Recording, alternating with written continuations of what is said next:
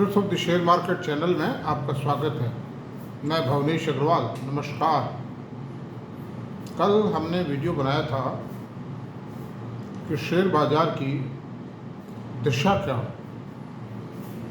हो और उसके अलावा आईटी सेक्टर के ऊपर भी एक सामान्य चर्चा की थी कि क्या हालात होंगे, क्या ये सोया हुआ ब्लू हॉर्स जग चुका है और तोड़ने के लिए तैयार है।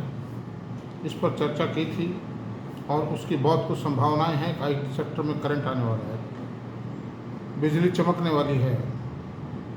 ऐसी सूरत में ये वीडियो आप लोगों ने काफ़ी देखा है, काफ़ी लोगों ने सराहा है और एक नई उम्मीद की किरण जग दिखाई दे रही। बाज़ारों का जहाँ तक सवाल है, आज संडे है, सैटरडे को बाज़ारों के ऊपर चर्चा हम कर चुके हैं। बाज़ार, भारतीय बाज़ार हेल्दी है, यूएस बाज़ार भी हेल्दी हैं और जहाँ तक भारतीय बाज़ारों का सवाल है, वो दशा और दिशा की बात मैंने इसलिए की थी कि बाज़ार में 4 दिन तक भयंकर, 3-4 दिन से भयंकर करंट है। बाज़ार बहुत गर्मी खा रहा है, तेज़ी खा रहा है, उफान खा रहा है। ऐसी सूरत में क्या कोई करेक्शन संभावित है? इसकी संभावनाओं से इनकार नहीं किया जा सकता। ये मेरा कहने का तात्पर्य था। ये कहने का मतलब ये था कि आप लोग सब सावधान रहें, आप लोग कहीं नुकसान नहीं उठा जाएं, बजाय फ़ायदे या जो कुछ आप करना चाहेंगे भावनाओं में बह करके, सेंटिमेंट में बह करके, और कोई ऑपरेटर, कोई बाज़ार के सेंटिमेंट का फ़ायदा नहीं उठा जाए, आप लोगों को नुकसान नहीं पहुंचा जाए, ऊंचे भावों में आपको माल टिका दें और आप देखते रह जाओ। ऐसा नहीं होना चाहिए। इसलिए मैंने ये कल दिशा और दशा बताई थी। करेक्शन आ सकता है क्योंकि बाज़ार में 3% निफ्टी और सेंसेक्स बढ़ चुके हैं। 3% बढ़ने का मतलब होता है 10 लाख करोड़ रुपया। तो 10 लाख करोड़ के प्रॉफिट को कुछ तो एनकैश करेगा बाज़ार। ऐसा थोड़ी एक भी आदमी एनकैश नहीं करे, पैसा अपना झोंके जाएंगे, ऐसा नहीं है। सम मनी, सम प्रॉफिट्स 10 लाख में 2 लाख, 3 लाख, 4 लाख के प्रॉफिट को एनकैश करेंगे भाई। इसलिए मेरा आप सब लोगों से कहता, वो जो बढ़ी है मार्केट कैपिटलाइजेशन जितना बढ़ा है, उससे प्रॉफिट है। That is all entirely that is profit. तो इतने बड़े प्रॉफिट को जो बाजार के ट्रेडर्स हैं, ऑपरेटर्स हैं, स्पेकुलेटर्स हैं, वो छोड़ने वाले नहीं हैं। मतलब एक बार तो लेंगे, लपक लेंगे वो इसको। अब उस लपक में आप लोगों को निपटा जाए, आपको चोट मार जाए, वो मैं नहीं चाहता। मेरा अलर्ट है, मेरा सावधानी है, बहुत संभल के काम करें, भावनाओं में मत भूलिए। मोदी जी आए, बहुत अच्छी बात है, मोदी जी का स्वागत है, हमको भी खुशी है और हम भी ये चाहते हैं मोदी जी बने रहें, देश की प्रगति कायम है। अब ये तो कल की बात है। आज की जो बात है, आज हम जो वीडियो बनाना चाहते हैं वो नई सरकार आई है। आज शाम को 7 बजे माननीय मोदी जी प्रधानमंत्री की शपथ ग्रहण करेंगे और उनके साथ बीजेपी और उनके कुछ घटक दलों के मुख्यमंत्री ये शपथ लेंगे। कुछ कैबिनेट मंत्री होंगे, कुछ राज्य मंत्री होंगे। अभी कोई तस्वीर साफ नहीं, कौन कौन शपथ लेंगे, किन किन में शपथ होगी, क्या क्या एलोकेशंस मिलेंगे उनको, क्या क्या पोर्टफोलियो एलोकेशंस होगी, ये कल तक, शाम तक स्पष्ट हो जाए। ये अब पता नहीं, किसी को पता नहीं है। आप स्पेकुलेट करने से कोई फ़ायदा नहीं है कि साहब फला उसको मिलेगा, फला उसको मिलेगा। कुछ ये खबर दे रहे हैं कि निर्मला सीतारमण के साथ से ये वित्त मंत्रालय गया। निर्मला सीतारमण एक ऐसी महिला है जिनको जाने की कोई परवाह नहीं। और वित्त मंत्रालय भी एक ऐसा मंत्रालय है जिसमें एक से एक योग्य लोग बैठे हैं, ऑलरेडी अधिकारी बैठे हुए हैं। तो मंत्री जो भी मोदी जी लगाएंगे, सोच समझ के लगाएंगे, काबिल लोगों को ही लगाएंगे। ऐसी कोई घबराने की चिंता वाली बात नहीं है। अब सवाल ये बाजार को क्या इन बदली हुई परिस्थितियों में बाजार कैसा रहेगा, कितना नुकसान हो सकता है, कितना फ़ायदा हो सकता है लॉन्ग रन में। यानी वित्तीय वर्ष 24-25 तो आप ले ही लीजिए, उस पर हम विचार कर लेते हैं। वित्तीय वर्ष 24-25 में करीब 3 माह समाप्त होने जा रहे हैं। जून का महीना चल रहा है, ये 15-20 दिन बाद समाप्त हो, 20 दिन बाद समाप्त हो। ऐसी सूरत में कौन से सेक्टर चल सकते हैं, किन सेक्टर्स को क्षति हो सकती है, इस पर विचार करना आवश्यक है। नई सरकार आई है, कई घटक जुड़े हैं और वो घटक गत दोनों सरकारों में तो एक बराए नाम थे, मतलब वो कोई मोदी सरकार पर प्रेशर नहीं डाल सकते थे। लेकिन अब जो मंत्री होंगे वो उनमें ताकत है, क्योंकि उनके समर्थन से सरकार चल रही है। ऐसी सूरत में सरकार पर वो दबाव डाल सकते हैं किसी भी चीज़ के संबंध में। लेकिन मोदी सरकार जो कुछ करेगी राष्ट्र हित में करेगी, और कुछ करने से पहले या करने का प्रस्ताव लाने से पहले उसका जस्टिफिकेशन भी तैयार होता है। तो उन दलों को संतुष्ट करने के लिए एक जस्टिफिकेशन भी तैयार मिलेगा। क्यों?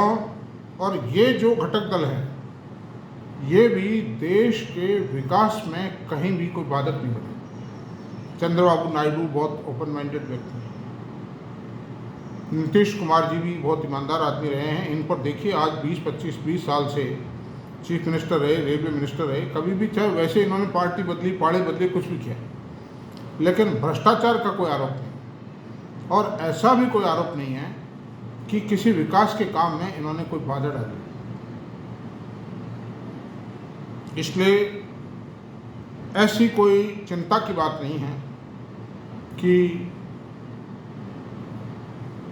शेयर बाजारों को कोई नुकसान हो, कोई हानि नहीं होगी। मोदी सरकार ने अपने दूसरे टर्म में, पहले टर्म में भी काम खूब किए थे। पहले टर्म में आधारशिला दिखाई रखी थी, आधारशिला रखी थी, इमारत दिखाई नहीं देती थी।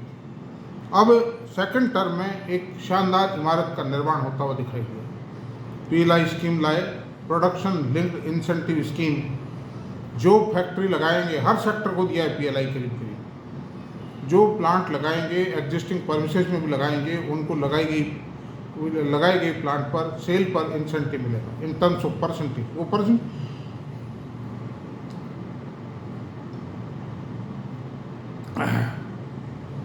वो परसेंटेज अलग अलग है, सेक्टर वाइज है, प्रोडक्ट वाइज। दूसरी बात, इंफ्रास्ट्रक्चर के अंदर ज़बरदस्त काम हुए हैं। कुछ इंफ्रास्ट्रक्चर की कंपनियां जो मर चुकी थी, करीब वेंटिलेटर पे थी, उन कंपनियों का भी उद्धार हुआ है। हिंदुस्तान कंस्ट्रक्शन, पटेल इंजीनियरिंग और IRB इंफ्रा, ये सब ऐसी कंपनियां थी जो बहुत ही रुग्णावस्था में, इनके अंदर कोई आशा की किरणें नहीं थी, बिल्कुल सुस्त पड़ी थी, उनको भी उठा के ऊपर लाए हैं। पब्लिक सेक्टर अंडरटेकिंग, बैंकों को भी ऊपर उठा के लाए हैं। 20 लाख करोड़ रुपए की जो बैड डेट्स थे उनमें से बहुत कुछ वसूल है। और ये बैंक जो बहुत बड़े घाटे दिखा रहे थे, जो बैठ चुके थे, बैंकों के प्रति उम्मीद छोड़ दी थी, उन बैंकों में वो बड़े भारी प्रॉफिट में लाए हैं। और आज मैं समझता हूँ कि लोग तोड़ करके इन्वेस्ट करें। पब्लिक सेक्टर बैंकों का प्राइवेट सेक्टर बैंकों के मुकाबले भी चार्म ज़्यादा है। हालांकि ये देखिए, प्राइवेट सेक्टर बैंकों की एफिशिएंसी को तो हम कंपेयर नहीं कर सकते, क्योंकि उनका एक काम करने का तरीका है, उनकी डिसीजन मेकिंग, एफिशिएंसी, फास्टनेस, ये सब अलग है। लेकिन कोई दिक्कत नहीं है, फिर भी एक क्या कहेंगे, मॉडरेट रिटर्न तो ये देंगे ही देंगे। और मैं नहीं समझता कि मोदी सरकार के रहते हुए डूब जाए। तो इंफ्रास्ट्रक्चर में नए नए प्रोजेक्ट आएंगे, पावर प्रोजेक्ट आएंगे, अल्टरनेट एनर्जी डेवलप हो रही है, इसको कोई नुकसान पहुंचने वाला नहीं। जो वर्तमान जो फिजा चल रही है, इट विल कंटिन्यू। पूरे विश्व में भारत एक ऐसा देश है जो अल्टरनेट एनर्जी में सबसे तेज प्रगति कर रहा है, इज गोइंग वेरी फास्ट।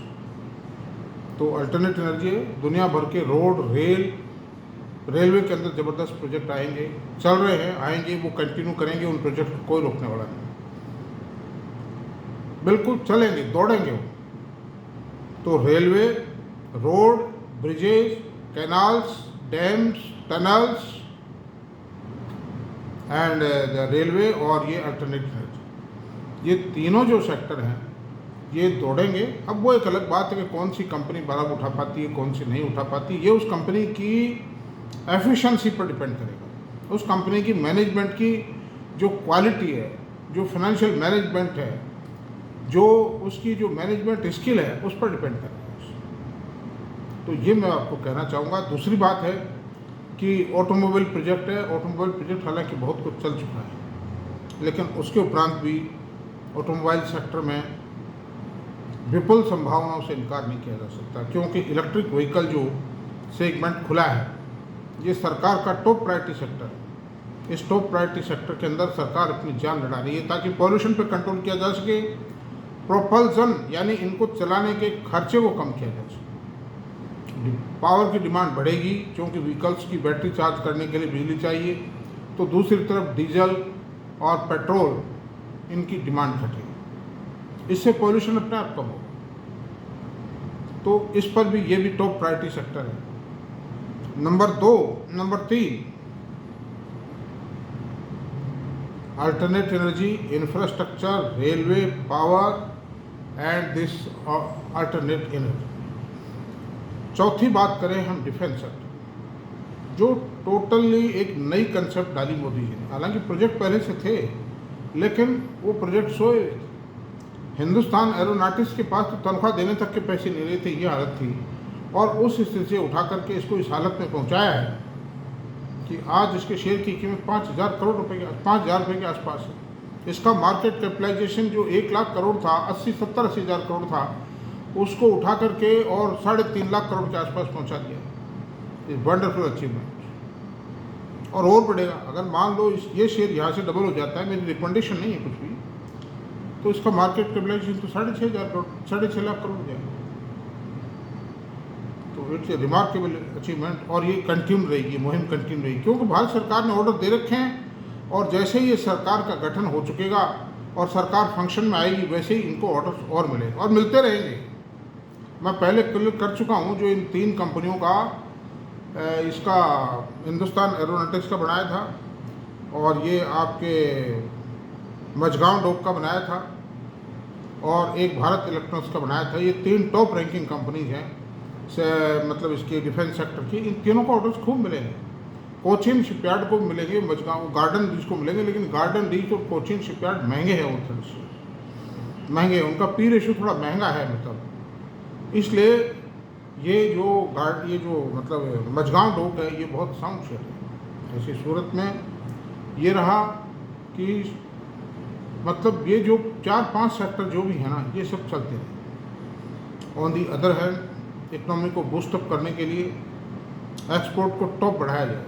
तो एक्सपोर्ट को सबसे टॉप प्रायोरिटी है, क्योंकि देश में पैसा बाहर से आएगा तो ही देश में समृद्धि आएगी। आज आईटी सेक्टर है, आज देश की जो अर्थव्यवस्था चल रही है, देश के नौजवानों को जो रोज़गार मिल रहा है, नए कॉलोनीज बच रही है, नए फ्लैट बिक रहे हैं, कारें बिक रही हैं, स्कूटर बिक रही हैं, गवर्नमेंट का टैक्स रेवेन्यू बढ़ रहा है। वो सब किस लिए बढ़ रहा है?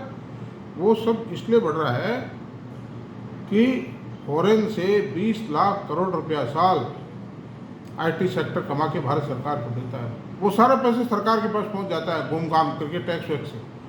लोगों को, कंपनी को प्रॉफिट होता है, उस पर टैक्स चुकाती है। लोगों को तनख्वाह मिलती है, एम्प्लॉयज़ को, उस पर टैक्स चुकाते हैं।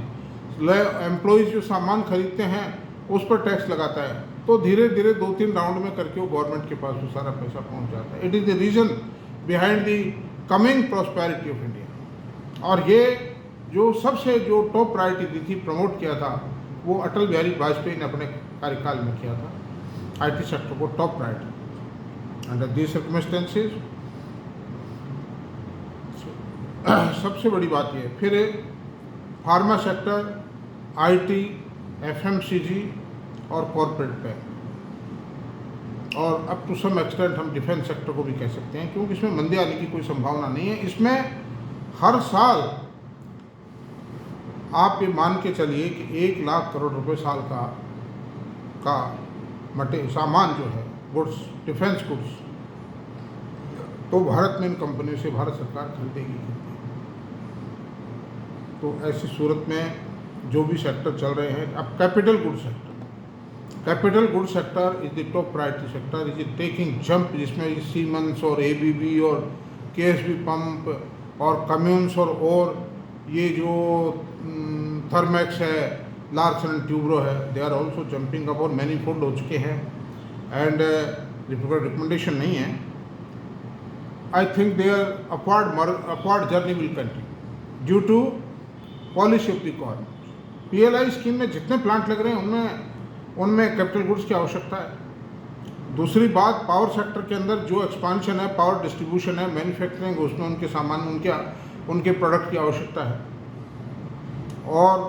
और दुनिया भर के कई जो प्लांट लग रहे हैं, कई तरह के हो रहे हैं, उनमें सब में आवश्यकता है। कैपिटल गुड्स जब होता है, कैपिटल गुड्स कंपनियां, कैपेक्स जब होगा, कैपिटल गुड्स कंपनियां जंप पाएंगी। ऑन दी अदर हैंड, अब सेक्टर जो है ऑटोमोबाइल आ गया, और ये मोटे मोटे सेक्टर सब आ गए। पेट्रोलियम सेक्टर है, ये सेक्टर हालांकि डिमांड रेसिशन का शिकार हो सकता है, क्योंकि जो व्हीकुलर प्रोपल्सन सिस्टम है, यानी उनको व्हीकल्स को चलाने के लिए जो फ्यूल है, वो फ्यूल डाइवर्जन हो रहा है। हम इलेक्ट्रिक व्हीकल्स की ओर जा रहे हैं, और थोड़े टाइम के अंदर हम ग्रीन हाइड्रो में जाएंगे, यानी पानी और हल्का सा पेट्रोल मिला के जो फ्यूल बनेगा, उससे पॉल्यूशन नहीं होगा, बहुत सस्ता पड़ेगा। उसकी ओर जा रहे हैं, उसके प्लांट लगाने की तैयारी है। उस सेक्टर में बहुत बड़ी प्रोग्रेस की चांसेस हैं। Another thing, semi conductor chips का सेक्टर है, उसमें सीजी पावर एक लिस्टेड शेयर है, जो कि उछाल खा रहा है। वो शेयर मेरे पास भी है, मेरा भी उसमें इंटरेस्ट है, हो सकता है मेरी राय बाइस्ड हो। तो अंडर दिस सर्कमस्टेंसेस मैं समझता हूँ कि शेयर बाज़ारों की दशा और दिशा पर कोई फर्क नहीं पड़ेगा, प्रोग्रेस पे नहीं पड़ेगा, कोई भी सेक्टर मात नहीं खाएगा। एक शुगर सेक्टर ज़रूर है जिस पर प्रॉब्लम आ सकती है, क्योंकि शुगर एक पॉलिटिकली मतलब मोटिवेटेड कहें, या पॉलिटिकल इंक्लूजन इसमें बहुत ज़्यादा है। इस सेक्टर चीनी में 2 रुपये किलो बढ़ते हैं, राजनीतिक आवाज़ आ जाती है। जैसे प्याज पे आवाज़ आती है, उसी तरह इस पर आती है, कई साहब चीनी बहुत महंगी होगी। ये कॉमन मैन की नेसेसिटी है। इसलिए तो शुगर सेक्टर में खाली एथेनॉल जो बनाना शुरू हुआ था, जब थोड़ी जान आई थी, वो एथेनॉल बंद कर दिया। हो सकता है एथेनॉल का निर्माण वापस खोल भी देवें, लेकिन मैं नहीं समझता कि कोई बहुत बड़ी इसमें ताकत आई। स्टील, मेटल में चल तो बहुत रहा है, चर्चाएं भी बहुत हैं, और एल्युमिनियम और कॉपर के शेयरों ने जंप भी बहुत लिया है, बढ़े भी बहुत हैं। और अगर भविष्य में यही मोमेंटम जारी रहा तो डिमांड तो रहेगी। अब इन कंपनियों के प्रॉफिट और लॉस की मैं नहीं कह सकता, इनकी प्रॉफिटेबिलिटी की क्या पोजीशन रहेगी। ऑलवेज इन कंपनियों के आगे क्वेश्चन मार्क है, प्रश्नवाचक चिन्ह सदैव लगा हुआ। इसलिए मैं ये नहीं कह सकता कि क्या होगा, लेकिन फिर भी ठीक ठाक पोजीशन में तो रह ही सकते हैं। अनदर थिंग कि लॉजिस्टिक सेक्टर, लॉजिस्टिक में जब बिजनेस बढ़ेगा, कैपेक्स होगा, प्रोडक्शन बढ़ेगा, बट नेचुरल लॉजिस्टिक सर्विसेज बढ़ेगी, तो उसमें भी बड़े ब्राइट चांसेस। तो सवाल ये है कि कुल मिलाकर के कोई स्थिति बिगड़ेगी नहीं, इसलिए कि नहीं कि सरकार में कोई घटक दल और शामिल हो गए हैं और वो पावर के साथ हुए हैं, इसलिए सरकार की निर्णायक शक्ति को रोक पाए। जिस सरकार बनी है मोदी जी की देख रेख में बनी है, मोदी जी की सक्षमता इतनी ज़्यादा है कि वो पत्थर को पानी कर देते हैं। लोग कहते हैं मोदी सरकार आदि नहीं है साहब कॉलिशन गवर्नमेंट चलाने के लिए। ये कैसे नहीं चलानी, हमेशा चलाई। आप ये देखिए कि बिहार की कॉलिशन सरकार को चलाई, महाराष्ट्र की कॉलिशन सरकार को चलाई, कई राज्यों में कॉलिशन गवर्नमेंट चलाई। ऐसी कोई बात नहीं है। कॉलिशन गवर्नमेंट चलाने के पीछे तो प्राइम मिनिस्टर था, चाहे स्टेट गवर्नमेंट थी हो चाहे होगी, लेकिन चलाया इन्होंने, उसको गठित इन्होंने किया। इसलिए ऐसी सूरत में कोई डरने घबराने की ज़रूरत नहीं है। सावधानी हमेशा रखिए। ऐसा नहीं किसी शेयर की कोई रिकमेंडेशन आ गई, कोई भी आदमी रिकमेंड कर दे अच्छा 50 शेयर खरीद लो 7 पीढ़ी आराम पाएगी, वो सब गलत बात है। शेयर को आप पढ़िए, लिखिए, सोचिए, समझिए, उसके फंडामेंटल्स को स्टडी कीजिए इन डेप्थ मतलब। और अगर आप नहीं कर सकते तो आपको कोई राइट भी नहीं है पैसे कमाने का। मैं तो बहुत दो टूक बात कहता हूँ। हम जैसे लोग जो ईमानदारी से अपना काम कर रहे हैं, हमारी बात को पूरा देखो। 5 मिनट वीडियो देखने से कुछ भी नहीं होगा, कुछ भी नहीं होगा, इससे कोई निष्कर्ष नहीं निकलेगा। आज मैं जनरल बात इसलिए कर रहा हूँ कि आज कैबिनेट शपथ लेगी, शपथ ले लेने दीजिए, फिर स्पेसिफिक न्यूज़ आएगी, सेक्टर वाइज न्यूज़ आएगी, सरकार की पॉलिसीज़ नए तरीके से आएंगी। नए तरीका का मतलब ये नहीं कि उन एग्जिस्टिंग पॉलिसीज़ को बदल दिया जाए, एक ग्रोथ पाथ दोबारा से उसको ज़्यादा उसमें ज़्यादा जान डाली जाएगी, गति को तेज़ किया जाएगा, तो जिसकी गति कितनी तेज़ होती है उस हिसाब से उसको हम रिकमेंड करेंगे, उसके ऊपर उस पर हमारी टिप्पणी देंगे, उसके आधार पर उस सेक्टर की कंपनियों की स्टडी देंगे, एनालिसिस देंगे हम आपको। तो ऐसी स्थिति है। अब मैं एक बात और कह देता हूँ, मेरी एक शिकायत आप लोगों से कि आप लोग वीडियो एक तो कम टाइम देखिए, एक तो पूरे टाइम वीडियो देखिए, दूसरा सब्सक्राइब कीजिए, अपने फ्रेंड्स रिलेटिव्स को बताइए, समझाइए कि वो भी वीडियो को ज़्यादा से ज़्यादा टाइम देखें। तो मेरा आप सब लोगों से निवेदन है कि जहाँ मैं इतनी मेहनत करता हूँ इस एज में भी आप लोगों के लिए, और मेरा कोई लालच नहीं, मुझे एक नया पैसा किसी से ना चाहता था ना चाहिए। पैसे कमाने में शेयर बाजार पड़ा है, मैं कमा लूँगा वहाँ से, वहाँ भी ईमानदारी से कमाऊँगा, कोई बेईमानी नहीं करूँगा कि ऐसा नहीं कि आप शेयर आपको बता जाऊँ, मैं एक शेयर को मैं बेच दूँ और आप लोग खरीद लो, बाजार में तेजी आ जाए मेरे करने से, मैं ऐसा कोई मेरा प्रयास नहीं। आपने देखा होगा मैं कभी कोई ऐसी भाषा नहीं बोलता हूँ, इस प्रकार की कोई मोटिवेशनल एक्सेस मोटिवेशनल लैंग्वेज में कभी यूज़ नहीं करता। मैंने हमेशा अलर्ट दिया है, इसलिए आप सब्सक्राइब करें, लाइक करें, शेयर करें, कमेंट करें प्लीज़ इसको, और सावधान रहें। और कल मिलते हैं, कल नए सिरे से चर्चा करेंगे, जब सरकार एक बार गठित हो जाने दीजिए। और मैं कल वीडियो बनाऊंगा मेडिकल सेक्टर, फार्मा सेक्टर पे वीडियो बनाऊंगा, उसके बाद में हॉस्पिटल सेक्टर पे बनाएंगे। ये दो सेक्टर ऐसे हैं जो डिफेंसिव सेक्टर हैं ये, और ये एक स्टडी रिटर्न हमेशा देंगे। हॉस्पिटल सेक्टर में तो गिरावट आती ही नहीं कभी, और कहीं से कहीं हो गए, इनके सारे इंग्रेडिएंट्स, इनकी मेरिट डिमेरिट सब बताएं। कल फार्मा सेक्टर पे बताएंगे, और उसके बाद जैसे ही मेरा मौका लगेगा हॉस्पिटल सेक्टर पे चर्चा करेंगे। तो थैंक यू, चलते हैं, कल मिलते हैं, धन्यवाद।